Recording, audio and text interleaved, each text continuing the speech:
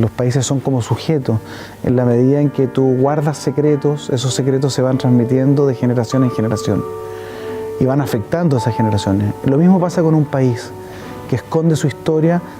Los traumas de esa historia van a ir pasando de generación en generación, y esa generación, mientras más se distancia, más ignorante va a ser, va a desconocer la razón de su sufrimiento. El 29 de marzo de 1985 mataron a mi padre.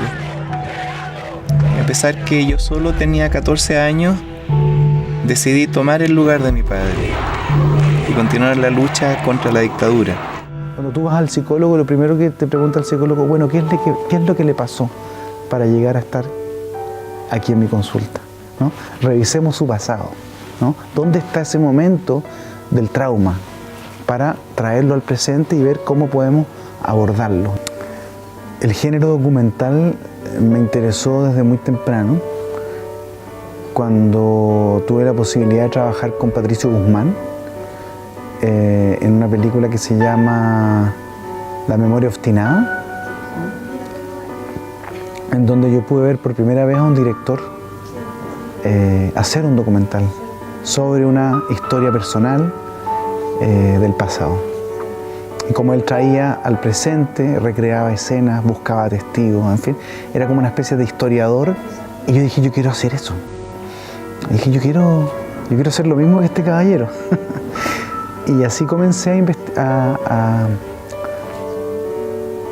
ver temas con los que uno se había familiarizado de alguna manera, y por lo tanto estaban invisibles. Entonces, esta idea de dar vuelta el telón y decir, bueno, aquí mismo yo tengo una cantidad de historias que me rodean y que nadie las cuenta porque están todos los días con nosotros. Y es así que decido ir en búsqueda de esa historia no contada, ¿no? De esta historia que nadie me contó. Guerrero es la historia de Manuel Guerrero, hijo del profesor degollado del año 1985 durante la dictadura en el caso Degollado. Manuel tenía 14 años cuando matan a su padre. Si bien Guerrero es la historia de un niño que crece, ¿no es cierto?, enfrentado a las consecuencias de la Guerra Fría, es también una parte de la historia de Chile.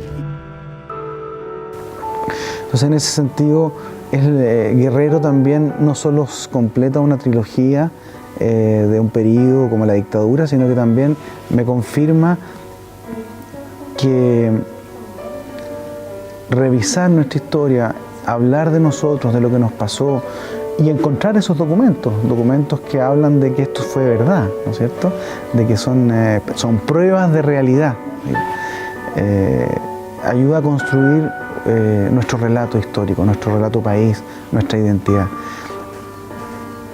Bueno, hoy tenemos la suerte de tener múltiples plataformas digitales para encontrar contenido. Cuando hicimos la Ciudad de los Fotógrafos no existían esas plataformas, no existía Facebook, no existía, o sea, recién Internet estaba empezando a consolidarse, entonces era muy difícil encontrar contenido, poder mostrar la película era muy difícil, si no eran cines o festivales, ¿te fijas? Era muy difícil que la gente se enterara de que existía la película. Hoy basta hacer una buena campaña a través de redes sociales y tú consigues que la gente se interese y que los medios de difusión también se interesen, ¿no? Y entonces hay una plataforma muy interesante hoy día para poder abrir contenidos y poder lograr sensibilizar, y eso ha permitido, por lo tanto, que muchos jóvenes descubran que pueden contar también su historia. No hay que ir a buscar una historia épica o ir a grabar a la Antártida para hacer un buen documental. También uno puede contar la historia de su padre, de su abuelo, de su madre, de un hermano, porque quizás esa historia cercana es la historia que más conoces, sobre la cual sin quererlo has hecho más investigación. Por lo tanto, esa es la historia con la que podrías partir contando algo. Y esa historia quizás es universal, porque quizás le ha pasado a mucha otra gente lo que te pasó a ti.